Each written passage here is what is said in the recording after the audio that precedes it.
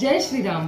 नमामि सद्गुरुं शांतं सच्चिदानंद विग्रहम पूर्ण ब्रह्म परानंदम ईशमालंदी वल्लभम।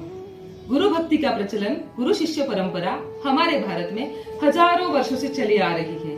तो आइए आज जानते हैं कौन थे महान गुरु वशिष्ठ जी। महर्षि वशिष्ठ ब्रह्मा जी के मानस पुत्र, एक सप्तऋषि, ब्रह्मज्ञानी, संयमी और बहुत ही शांत चित्त के थे।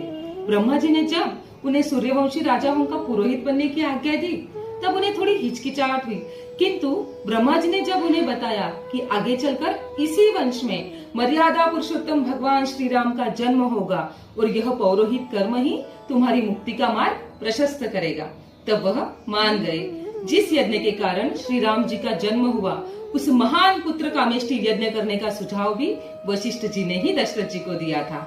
श्री राम जी के जन्म के पश्चात तुरंत ही वशिष्ठ जी ने उनके गुणों को पहचान लिया था। श्री रामचरितमानस में वर्णन आता है, अनुपम बालक देखे निजाई, रूप राशि गुण कहीं न सिराई।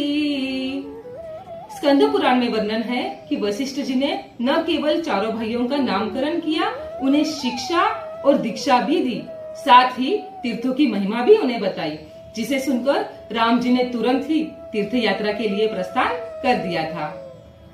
विश्वामित्र जी जब राक्षसों का वध करने के लिए राम जी को लेने आए थे, तब दशरथ जी ने स्पष्ट रूप से मना कर दिया था। उस समय वशिष्ठ जी ने ही दशरथ जी को बहुत प्रकार से समझाया और उनका संदेह दूर किया। जब विश्वामित्र जी के साथ श्री राम और लक्ष्मण को भेजने का निर्णय हुआ, तब सेवकों ने उनकी दशा का वर्णन किया। स्वामी गोविंद देव गिरि जी महाराज के श्री राम कथामृत में वर्णन आता है कि तीर्थ यात्रा से लौटने के बाद से ही श्री राम बहुत ही अधिक व्याकुल, उदास और परेशान रहने लगे थे। उन्होंने खाना पीना तक छोड़ दिया था।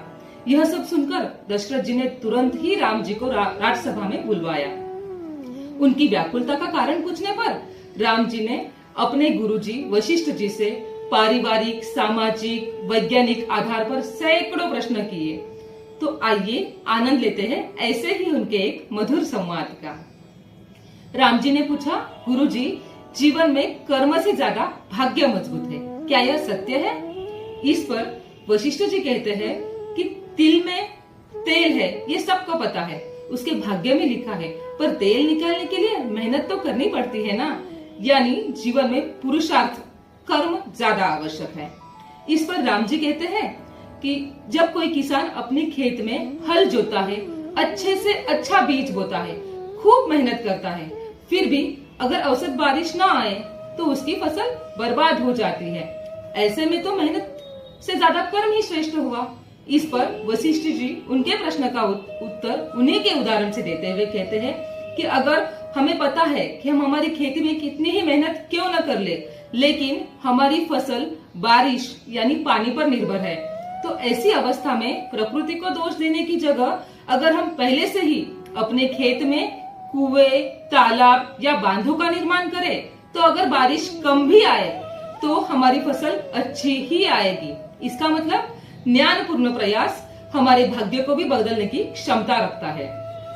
यदि हमारे कल के कर्म हमारा आज है, तो अगर आज हम बुद्धिमानी से निरंतर प्रयास करेंगे तो निश्चित ही हमारा आने वाला कल अच्छा ही होगा। राम जी ऐसे कई प्रश्न वशिष्ठ जी से पूछते हैं और उन सभी के उत्तर वशिष्ठ जी अनेकों उदाहरण, मंत्र और कहानियों द्वारा राम जी को देते हैं। उनका यह संवाद कुल 18 दिनों तक चला और इस संवाद से एक महान ग्रंथ का जन्म हुआ, जिसका नाम है योग वशिष्ठ, जिसमें कुल 32,000 श्लोक है, जिसमें सृष्टि के गूढ़तम तत्व वशिष्ठ जी ने श्री राम जी को बतलाए। राम जी वनवास से लौटने के बाद वशिष्ठ जी ने ही उनका राज्याभिषेक किया और राज्य कार्य में सहयोग के साथ साथ उनसे अनेकों यज्ञ करवाए। एक अच्छे गुरु को पाकर एक शिष्य का जीवन धन्य हो जाता है।